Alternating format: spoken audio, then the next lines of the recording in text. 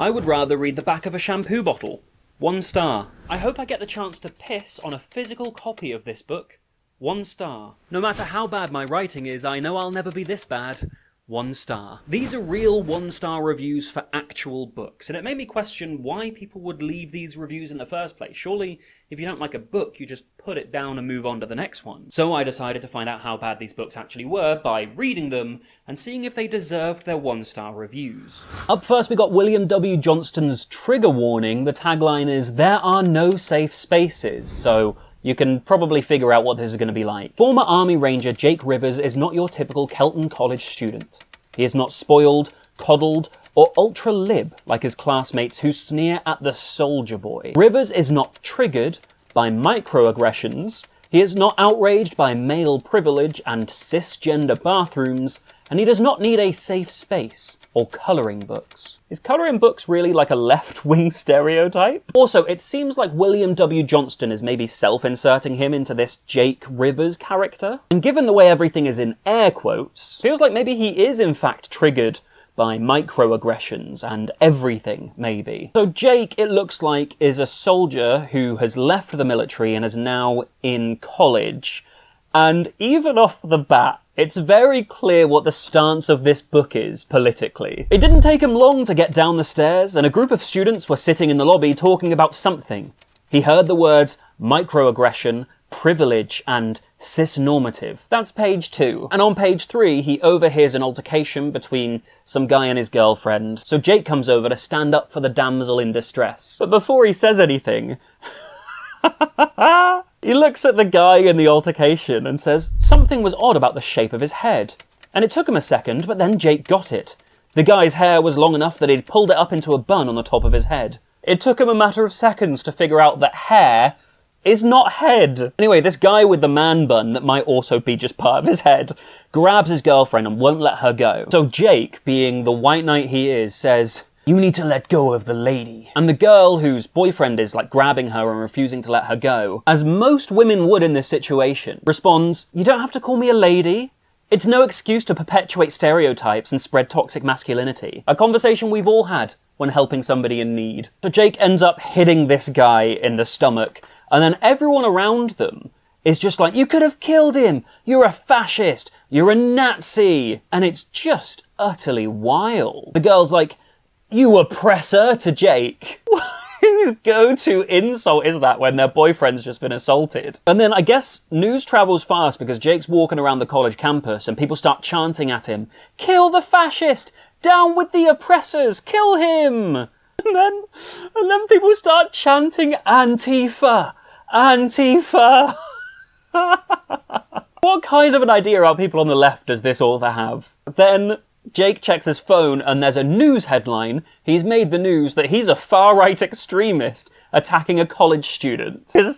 That would make the news, wouldn't it? That's page 13, by the way. We're barely into the story. So Jake is new at the college, and he has to pick his college courses. And the courses that are available to him, these are the only courses he can pick from: Gender, Culture and US National Identity, Feminist Critique of Christianity, Social Justice and American Racism, The Psychological Impact of Male Microaggressions, Countering Warmongering and Oppression in American Culture, Understanding Multiphasic Gender Constructs, Heteropatriarchy in American Literature, and LGBTQIAPK Tales, a seminar. Apparently, this author thinks that at college you can't study maths or architecture because the whole world has obviously gone mad because the left, the militant left, have taken over every aspect of education and media. So he goes to meet his faculty advisor, Dr. Mtumbo. And the faculty advisor is described as pale, tall, balding and gawky, with a receding chin. They emphasise pale as well by saying he looks like a big white bird. And I'm not joking, the first thing this faculty advisor says to Jake, no hello, no introducing himself. He just says, "I identify as African American." And then when Jake asks what he teaches, he says he teaches microbiology. That wasn't on the list of courses. This is clearly quite a right-leaning book, right? And a little while later, Jake finds himself at a gun range owned by his friend. So Jake's trying out these different guns, and somebody says, "I hope you're planning on throwing that at somebody instead of shooting them. You'll do more damage that way." To which Jake replies, "It's not the size of the gun. It's what you know how to do with it." The person he's talking to is a 12-year-old girl. And I don't know if that was supposed to be some kind of innuendo, because Jake's literally like, maybe I should be careful how I phrase things around 12-year-olds. But also, why is a 12-year-old at a gun range? Sorry, that's just my left-leaning microaggressions at play. Of course it's fine for 12-year-olds to be around guns all the time. But Jake has been jumped by a couple of mobs a couple of times, wearing hoods, chanting Antifa, calling him a fascist. Clearly it's very organised and targeted at this point, because Jake is the only right-leaning person in this whole town, apparently. Anyway, then a guy comes and helps him out of a sticky situation. They make a real point out of letting you know this guy that's helping Jake has got black skin. And Jake's like, why are you helping me? And the guy's like, why would a black guy help somebody accused of being a white supremacist? Well, nothing you've done has had any racial skew to it. I believe in fairness and sticking up for the underdog. Doesn't mean that I like Nazis or the KKK. Jake's like, me neither. You can be conservative without supporting either of those groups. It's just so on the nose, man. And also feels like the chapter equivalent of this book of being like, I can't be racist. I have a black character helping out my protagonist. William W. Johnstone, you master of nuance. A few chapters later, the love interest is introduced. She's called Natalie, and she likes steak and potatoes because she's not like the other girls, and she's not easily offended either. I'm not joking about the steak and potatoes thing, by the way. They make that a cornerstone of her personality. She's like, steak and potatoes, they're really dependable. And Jake's like, some people think dependable means boring.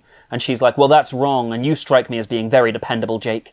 You're far from boring. It just feels like the author has put so many of his insecurities into Jake's character and then just having the world around them fall into like validating those things. So we've skipped forward a few chapters and we have this wild interaction about race. Or not race, maybe. So the guy that helped Jake out earlier stands up for him and he's like, he's not racist. And somebody says to him, you should hate him just because he's white. And this guy's like, I'm black, I can say this, you can't. To which the liberals who are trying to convince him to hate Jake for just being white, they're like, we're not white. We identify as post-racial. That's such a thing, isn't it? Honestly, if this book was satire, it would be fantastic. And then 2 paragraphs after them identifying as post-racial, they start talking about the fact they've got a test on Friday in school. And Marjorie is like, tests are just microaggressions? Just another way for the patriarchy to keep oppressing us? Like, has this author ever met a lefty? I feel like he's only listened to, like, Donald Trump and Fox News talking about what the left are rather than actually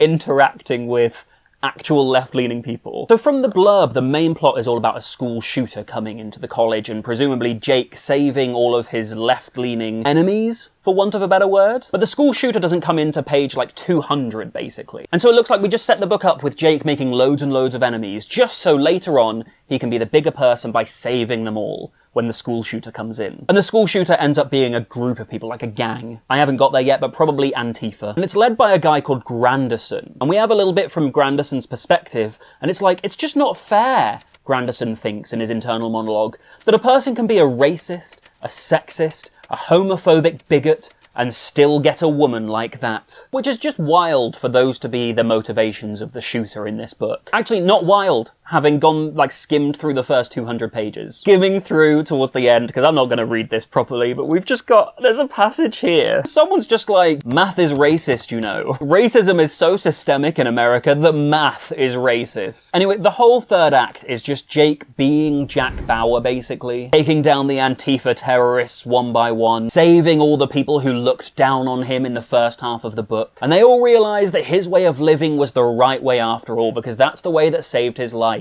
To hell with their microaggressions and their safe spaces and their inclusivity. Jake has saved the day. Thank God for him. So I've just been editing this video and I feel like this is a good time to take a break and let you know that I'm not a writer, by the way. I'm reviewing these books as a reader. Any writing advice that I have is based off of writing that I have enjoyed, not writing I have done. I literally take my hat off.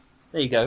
To anybody who writes a book. That is no mean feat. I have started so many books and never finished them, so, you know, good for you. But it doesn't mean they're all good. Manic, Pixie, Egirl has got 1.7 stars on Goodreads. Let's dive in. Aidan Goodnight has sworn off women altogether, but when a provocative young content creator moves into the apartment above him, his resolve to stay single is put to the test.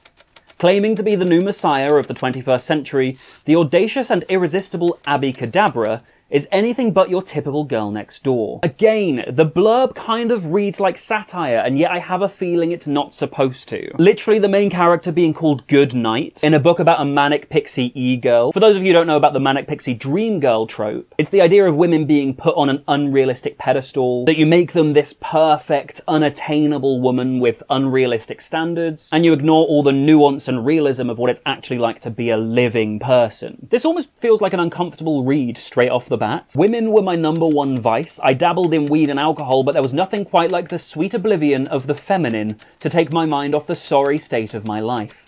Women were the ultimate distraction, obsessing over them, texting them, fucking them, dating them, changing my personality to be exactly the man they wanted.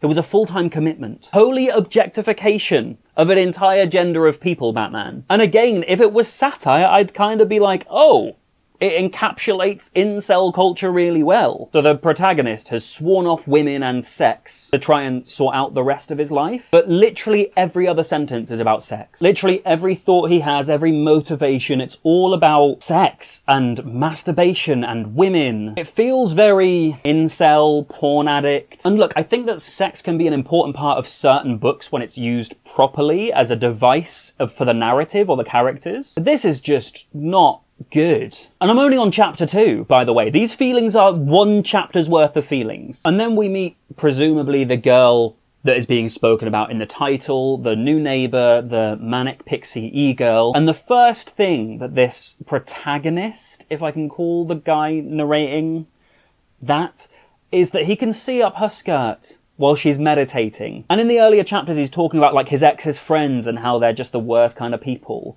And I think we're supposed to think he's cool. Like, he has tons of sex. He looks down on a certain kind of people. But my guy, if you've just seen your new neighbour for the first time and your first thought is like, what colour are her pants? Like, looking up her skirt while she's meditating. Oh, it makes me uncomfortable to read. We're skipping forward because I can't read every word of this bloody book. Alden, our protagonist, has met Abby, the new neighbour, and she's quite clearly just like the author's manifestation of literally his manic pixie dream girl. Like, all the things that he thinks the perfect woman should be. You know, she's mysterious. He's like, is your real name Abby Cadabra? And she's like, haha, maybe, I'm so flirtatious. And she wears like skirts and thigh highs and like tight fit clothing. She meditates out on the porch where you can see up her skirt and she just doesn't care. And then she's like, hey, you want to come in for a bong rip? And there's Monster Energy cans. The author clearly has this idea for what the perfect woman is, but he's also written her with flaws because she's nuanced and deep. She has dirty clothes on the floor of her apartment. What a multi-dimensional character. It just feels like a porn addict has written this and tried to make it like a little bit pretentious and interesting, but it's just like not well done. Some incel's wet dream put together on paper. And then it gets weird, like they go to hell. Like, even if you like smut or erotic literature, it's terrible because there's no build up to anything. Nothing is sensual in any way. Just bad, not like, I don't want to shit on a writer's work, except in this case. It's the reviews are warranted, okay? Time for some honourable mentions for books that I wanted to read based off the reviews that I'd seen but just couldn't get hold of. I Wish My Kids Had Cancer is the name of a real book. And I don't know much about it, but it makes me think with a title like that, the contents of the book must be so unhinged, especially when the reviews are that bad. I Wish My Kids Had Cancer. Is this person okay? Another one, The Goddessy, I would like to read. Terrible reviews, and I love a pun. There was then a whole catalogue of books that were just like shaming people. One called Birth Control is Sinful, and also A Parent's Guide to Preventing Homosexuality. Like, I know some of the books I'm reading in this video are bad, but these ones, like, I didn't want to give those authors money. Anyway, back to the list of books I actually did get hold of. This is The Boy and the Peddler of Death from the Tale of Honora series, and it's huge. No book should be this size unless it's like a colouring book. Like, when this arrived, I was like, is it a sticker book? But no, it's a storybook. This has got 1.5 stars on Goodreads, and on the back it says that this is for the mature fans of Harry Potter, Game of Thrones, Lord of the Rings, Elder Scrolls, but it sounds like it should be a good fit for me. The reviews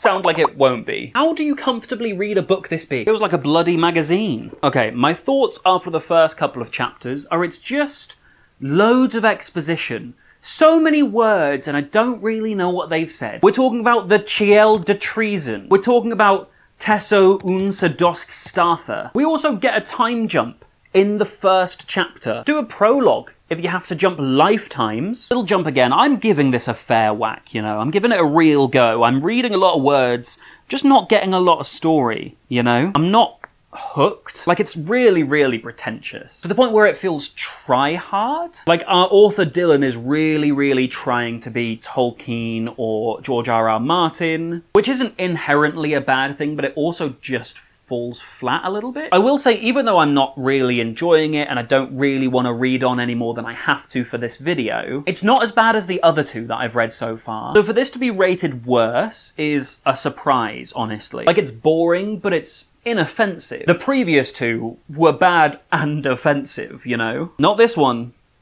Not this one. But this is just like, it's just dull. Crikey, there are like songs and everything. Anyway, I think I'm done with this one. I gave it a fair go. It wasn't as unreadable as the previous book. It's just a little bit boring, and I'm aware I've still got a couple more from this list to go through. Okay, little update on the Tale of Honora. I found out why it's so lowly rated on Goodreads. It's not because it's the worst book on the list so far. It's because the author reacted really bad to criticism. Like, I think somebody left some bad reviews, and then the author was like, "What are you leaving me bad reviews for? It's not bad, you're bad." But in support of the reviewer, who should be allowed to leave whatever honest review they want to without suffering backlash from the author, people like doubled down on the criticism. So that's why I think it's so low. Like, I think this would probably be just over 2 stars, maybe close to 2.5, if all of that stuff hadn't happened. Okay, The Three Rivers has 1.4 stars on Goodreads, and I wasn't able to get a physical copy, but it was on Kindle Unlimited, so however bad this is, I'm not going to be upset because I haven't had to spend any money on it. So this book starts with the main character being kidnapped, though apparently their parents knew they were being kidnapped. They sort of hired the kidnappers. Not kidnapped for a ransom, but kidnapped to be taken to like a wilderness rehabilitation program. Because Stella, the kid, the main character, is apparently difficult. Got some issues to work through. And Lord knows parents shouldn't take any responsibility for that. They shouldn't be helping her through it. Just ship her off to the wilderness. Hire someone to kidnap her. That won't cause trauma. Anyway, apparently that's real. By the way, I looked it up while I was reading it, and apparently that's a real thing. More so in the US, I think, than here. Like, kids that are difficult, troubled kids will actually be taken to the wilderness for months at a time to work on, like, character building. And apparently that actually happened to the author, so I'm a little hesitant to criticize it necessarily, though this is supposedly a fictionalized version of things the author's been through, so not entirely true to her life. Before we criticize that, one thing I have to say is this book is formatted weirdly. Like, paragraphs start and end in random places, not in a way that makes me feel like it's a deliberate literary choice. For example, there's a line that says, "I'm Connor," he says, "even though I remember from yesterday. Stella, I say. I catch his eye for a moment, but then turn back at the fire. I'm not interested in making friends." Why, when Stella replies, is that not on a new line? Because it feels like, the way it's written, Connor's saying, "I'm Connor. Stella?" Do you know what I mean? Anyway, I do think this has the potential to be a better book. The one thing that really I struggled with, and I didn't make it terribly far through, but there are like letters that Stella writes to her parents and they write back. And the thing is, these letters spell out all of the character growth that Stella's supposed to be going through. Like, they start out quite hostile and talk about the issues she needs to work on. But then when she writes back to them, she holds her hands up and says she's working on things, she's willing to change. And they write back, "Oh, it's so glad you're willing to change, Stella, that's great. You've overcome this and you've overcome that." And any subtlety or nuance to the character development is just out the window, because it's just so on the nose with these letters. Like, "You've overcome this, you're becoming this kind of person, you've done this, well done, Stella." And all of that seems to culminate in the fact that Stella feels really positively about this experience. This wilderness rehabilitation program has worked really well for her. But from what I've looked up about these programs which are real, like, kids have actually died on them. These rehabilitation programs have seen lots of child abuse, lots of neglect and malnutrition for the kids that are on the program. They seem like a really, really bad negative thing, just in general. And so for a novel to frame them positively feels kind of hard to take, you know? And like I said, this is supposed to be based on things the author went through, so I'm not here to criticize and say that they didn't have a positive experience or that it didn't help them. It just, having looked these programs up and read those things, feels hard to read that this is a positive experience, you know? Speaking of looking up this book, again, it felt like a book that maybe wasn't great but shouldn't be this low on the list. Turns out it's another instance of the author not taking criticism very well, and so readers double down on the criticism. I'll leave you guys to be the judges on that as a practice. The Crystal Keepers. 1.3 stars. So the first 3 pages of this book aren't terrible. The premise is actually quite interesting. There are these mysterious crystals that fall from the sky one day. We don't know what they are or what they do, but this farmer and his wife go to explore one, and when they hold it, the farmer bursts into flames, and then as he sort of gestures towards his wife, she also bursts into flames. And it's not a terrible hook as fantasy books go. But some of the dialogue is just wild. Like, when the farmer catches fire, his wife shouts, "You're a flame!" Who exclaims that? If the person you loved most in the world was on fire, would you shout, "You're a flame"?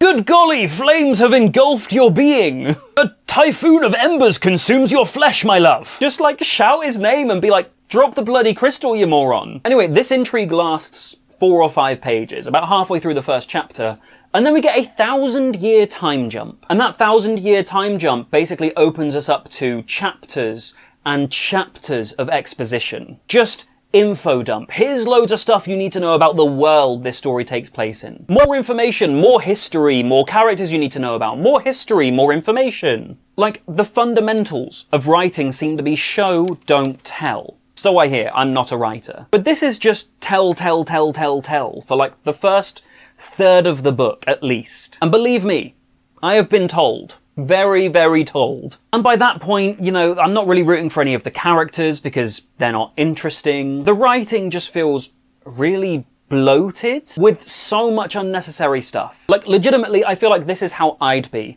if I wrote a story. I'd get really excited about the idea and this world that I was building and all these cool little intricate details and facts. The lore and the background and all this stuff in my head. And so when I wrote it, I'd think these details were really cool, and so I'd just bang them out, one after the other. Forgetting that actually the audience doesn't care about what I care about this world that I've built. The audience just wants a good story. They want characters they care about going through interesting things. They want it to be compelling. And I feel like that's pretty much what this author has done, like focused more on what they think is interesting rather than what makes an interesting story for the reader. Again, I don't think this is good, but I don't think it deserves to be the lowest rated book on the list. So I looked it up, and lo and behold, once again, it's because an author didn't react well to criticism. Apparently this author wrote this book across like 7 years and sunk thousands of dollars into writing it, hiring test readers to give them feedback, and the best editors they could possibly find, and artists to give them real, good, compelling cover art. And then when he self-published it, it didn't do well. So he complained online that it did badly. And then some of the bad feedback when the book came out, he complained about that as well. And it all went south from there by the sounds of it. And so I feel like the real lesson of this video, if you're a writer and people don't like your books, let them not like your books. Because trying to change their mind, or worse, tell them they're wrong, or being hostile or toxic about their opinions, never has the result you're looking for. Oh, and one more thing. Have you ever read the longest book in the world? Because I have. 13,000 pages, written in France hundreds of years ago.